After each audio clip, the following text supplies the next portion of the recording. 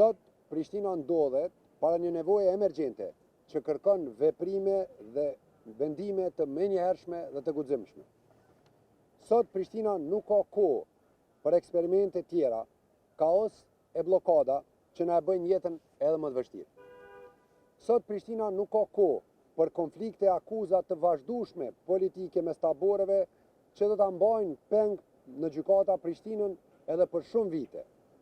Sot Prishtina nuk ka kohë të pres për plane 10 vjeçare e megaprojekte futuristike. Sot Prishtina ka nevojë për ndryshim, guxim dhe veprime të menjëhershme. Sot Prishtina ka nevojë për një kryetar që u del zot punëve dhe atyre premtimeve që i premton.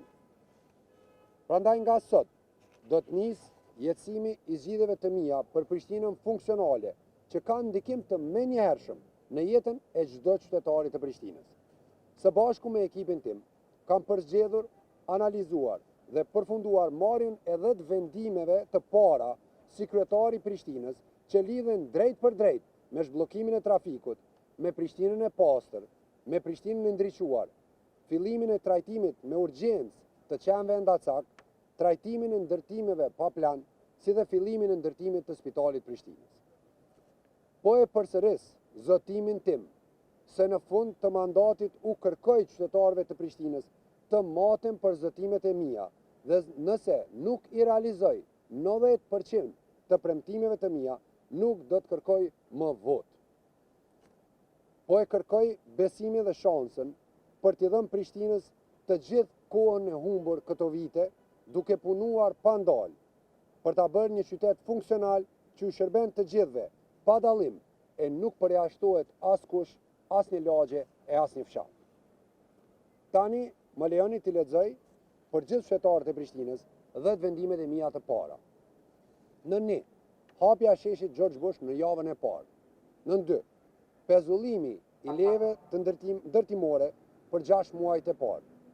Në 3, fillimi i procedurave për krijimin e qendrës digjitale të menaxhimit trafikut. Në 4, fillimi i procedurave për blerjen e 60 kamionëve të ri për mbledhjen e mbeturinave.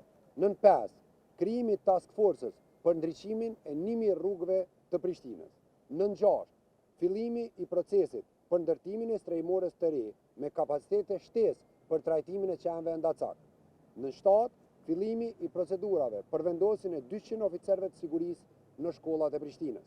Në 8, nënshkrimi i vendimit ekzekutiv për lirimin e trotuareve të bllokuara. Në 9, krijimi i task forces për ndërtimin e spitalit të Prishtinës. Në 10, nënshkrimi i vendimit ekzekutiv për dyfishimin e subvencioneve për fermer dhe agrobiznesin. Tani dhe formalisht do të bëj nënshkrimin e këtyre zotimeve, më së i bindur se nga sot nis një epokë e re për Prishtinën tonë.